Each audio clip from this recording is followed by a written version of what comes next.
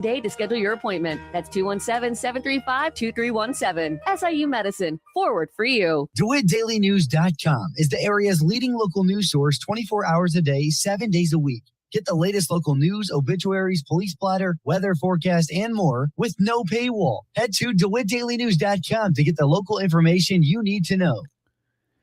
From the Heart Media Group newsroom and DeWittDailyNews.com, I'm Ben Hubbard with this expanded morning newscast.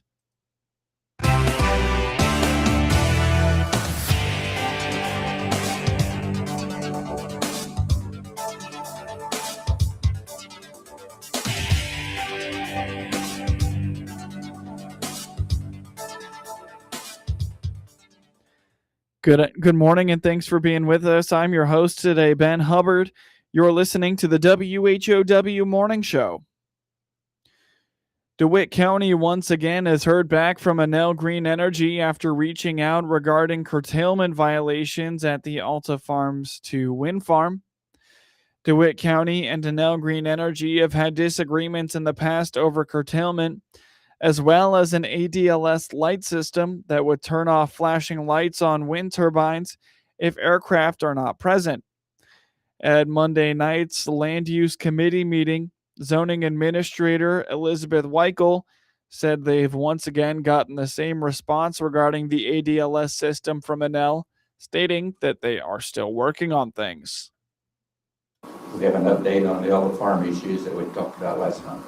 Yes, I talked to Dan Markle about what we should do and having him send a letter, and he said that we should send the letter first, or that I should send the letter first and give them a deadline to start, sending us the information. And we did actually get a response back. They said below is all the curtailment information that they have. It says, I'm working with Enel internally to get you the decommissioning report as well as the liability insurance certificate. For the ADLS towers, we are continuing to work on them in order to get the site back into full operation.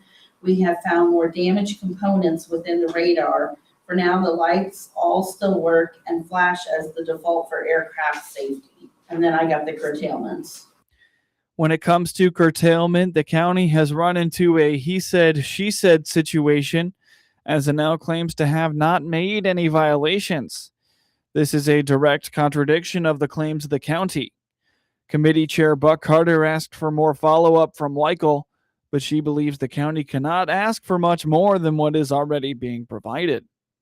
So no response to the curtailment issues?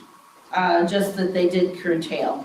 It's just the normal thing that they send us. It says what days they curtailed and what times they started and ended, which is what we've been getting all along. But then we have several what we said they didn't curtail on certain days. The ones you asked me about, they say they did. So don't believe your lying eyes. Yeah, I think what we previously did, and my recommendation would be that we ask for the actual operating report for those specific days that shows what time the tower actually shut down versus what time the alert was issued.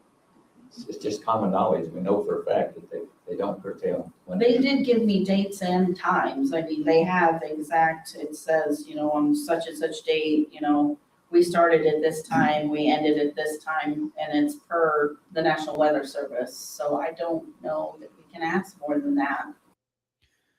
Carter pointed out that the agreement states that curtailment must occur when there is a severe severe thunderstorm or tornado warning in the entirety of the county.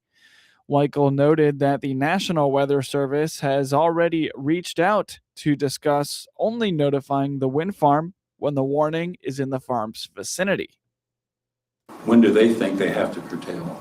Is it when there's a severe thunderstorm or tornado warning, or is it when the National Weather Service contacts them? I believe it's when the National Weather Service contacts them, because I think that is part of the deal, that anytime there is a warning that is for this county, that they automatically get a contact. The National Weather Service has actually reached out to me because they're looking for us for guidance going forward, because they're wanting to not have to notify them for things that are not in their area. So like if it's in DeWitt County, but it's on the other side of the county, they're looking for clarification from us because they've been contacting them for everything in the county. An ongoing issue.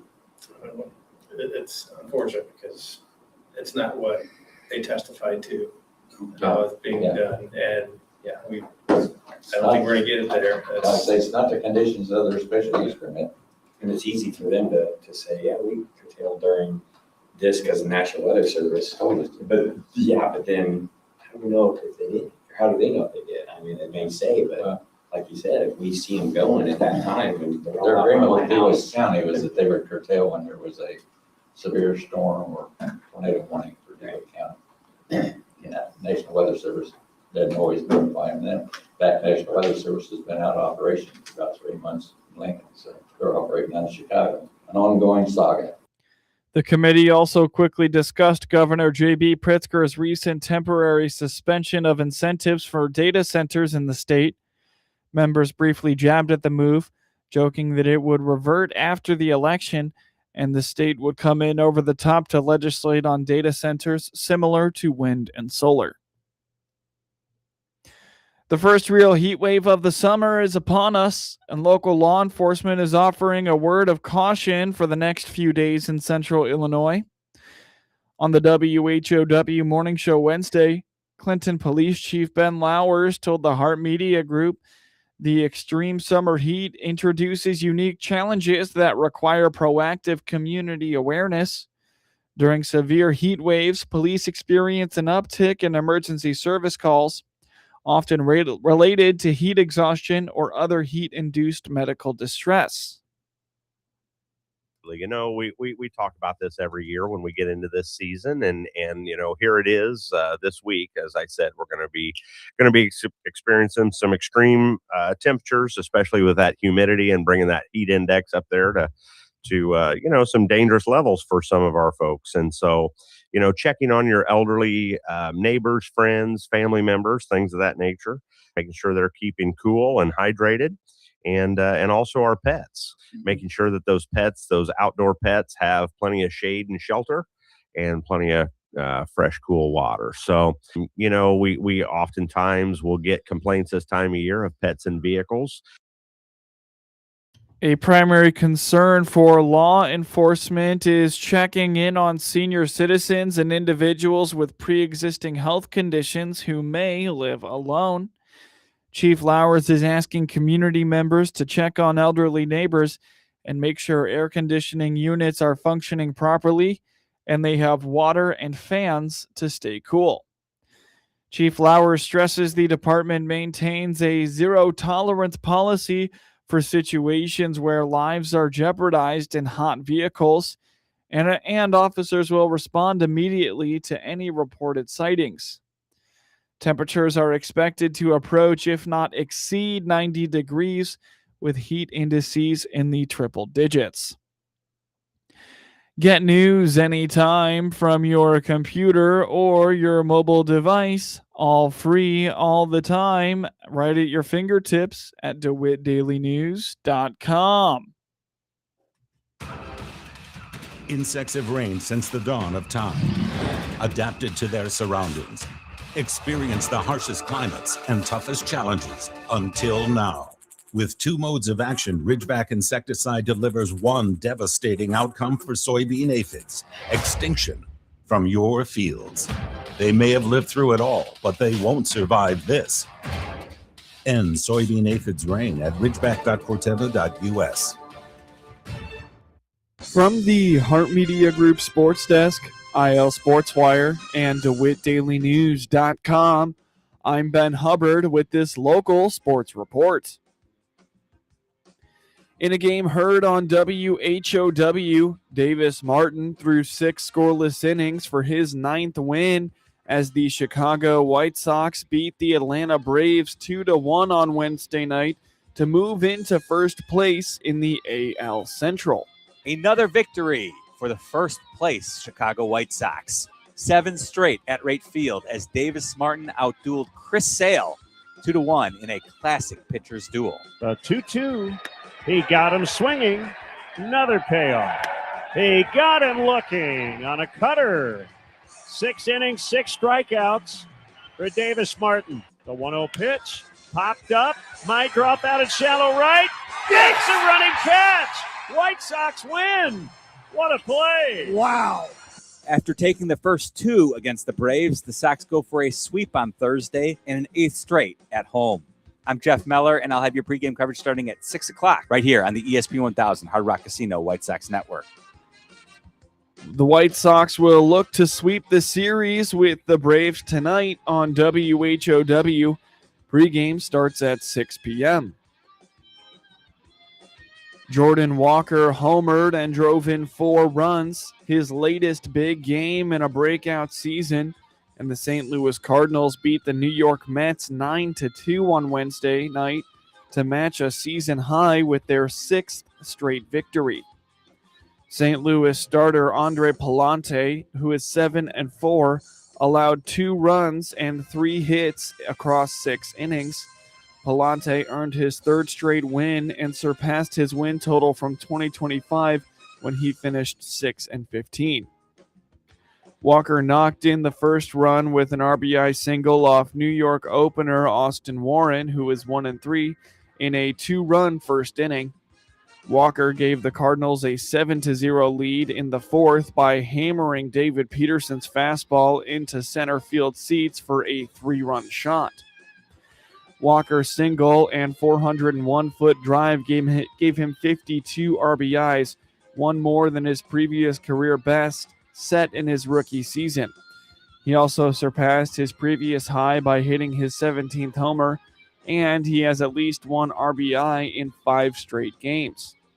The 24-year-old Walker had multiple hits for the 5th time in 6 games and is batting .424 over his last 7 games.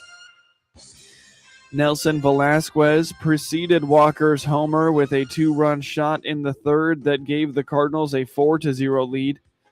Alec Burleson homered for the 2nd straight night in the 9th and extended his hitting streak to 10 games.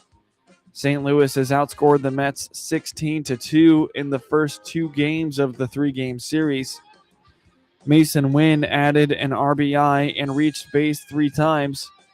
Jose Fermin provided an RBI single as the Cardinals won a 6th straight game for the 2nd time this year. Francisco Alvarez hit a 2-run homer in his 2nd game back after missing 4 weeks with a torn meniscus in his knee, but the Mets were held to 3 hits. Juan Soto was 0 for 3 and is mirrored on a 3-for-30 skid. Warren threw 33 pitches to 7 hitters in his 2nd appearance as an opener. Peterson was tagged for 6 runs and 7 hits in 3 2/3 innings. St. Louis right-hander Hunter Dobbins is 1-0 with a 2.77 ERA and will face New York right-hander Christian Scott, who is 2-0 with a 2.5 ERA in the series finale on Thursday afternoon. Sterling Thompson hit a pinch single off Daniel Palencia's 100-mile-per-hour fastball in the 9th inning to give the Colorado Rockies a 3-2 victory over the Chicago Cubs on Wednesday night. It was the 7th career RBI for Thompson, the 24-year-old rookie from nearby Longmont. Thompson's single to right field with runners on 1st and 3rd and no outs came after Ian Happ hit a 424-foot solo homer off Antonio Senzatella in the top of the 9th to tie it. It was Happ's team-leading 15th homer of the season. TJ Rumfield hit his 8th homer of the season for Colorado, a 2-run shot to right field for a 2-1 lead in the 8th. Rumfield had just 1 home run in his previous 22 games. After blowing the save opportunity, Senzatella, who is 6-0, picked up the win. Palencia is 1-1 and took the loss. Chicago's Pete Crow Armstrong tripled in the fourth inning and scored. The hit extended his on-base streak to 14 games, a stretch during which he is batting .356. The Cubs have lost 22 of their past 29 games after starting the season 27-12. Starter Michael Lorenz had his best outing of the season for Colorado, giving up just 2 hits, 1 earned run, and a season-high 7 strikeouts in 5 innings. In his previous 4 starts, the veteran right-hander had allowed 22 earned runs across 15 2/3 innings. Shoto Imanaga threw 5 scoreless innings for the Cubs, allowing only 2 hits and striking out 7. Cubs right-hander Edward Cabrera is 3-3 with a 4.99 ERA and is set to face right-hander Ryan Feltner, who is 2-1 with a 4.22 ERA on Thursday in the series finale. In scores from around the MLB last night, the Tampa Bay Rays beat the Boston Red Sox 7-5, while the New York Yankees beat the Cleveland Guardians 8-4. The San Francisco Giants took down the Washington Nationals 11-10, while the San Diego Padres beat the Cincinnati Reds 5-4. The Baltimore Orioles beat the Seattle Mariners 7-2, while the Miami Marlins shut out the Arizona Diamondbacks 8-0. The Pittsburgh Pirates beat the Los Angeles Dodgers 9-8, while the Minnesota Twins took down the Detroit Tigers 6-4. The Philadelphia Phillies beat the Toronto Blue Jays 7-4, while the Texas Rangers beat the Kansas City Royals 6-4 in 10 innings. The Athletics beat the Milwaukee Brewers 4-3, while the Los Angeles Angels beat the Houston Astros 3-2 in 10 innings. The Knicks came from a record-breaking 29 points down and moved to the brink of their first championship since 1973 by beating the San Antonio Spurs 107-106 in Game 4 of the finals on OG Anunoby's tip-in with 1.2 seconds remaining. Anunoby leaped when Jalen Brunson's long three-point shot bounced off the front of the rim, with his right hand stretching high to softly flick it in. The Knicks have a 3-1 lead and 3 chances to win the best-of-7 series, starting with Game 5 on Saturday night in San Antonio. It looked impossible early when the Spurs rolled to a 27-point halftime lead, but Brunson helped bring the Knicks back with 36 points, and Anunoby finished with 33. No team had come back from more than 24 points down in a finals game when Boston did it against the Lakers in 2008, since the NBA began keeping detailed play-by-play for all 4 quarters in 1997. The Spurs led 81-52 in the third quarter. But the young Spurs, who made 11 of their first 16 three-pointers, went cold in the second half, going 3 for 17 behind the arc as the Knicks outscored them 58-30. Wembanyama had 24 points and 13 rebounds, but shot just 9 for 25 from the field. But the Knicks gave themselves a chance by limiting the Spurs to 14 points on 4 for 20 shooting in the third, using a 13-0 run to get back in it and cutting it to 90-75 heading into the fourth. Dylan Harper scored 21 points, and De'Aaron Fox and Devin Vassell each had 18 for the Spurs, who will try to regroup and send the series back to New York for Game 6 next Tuesday.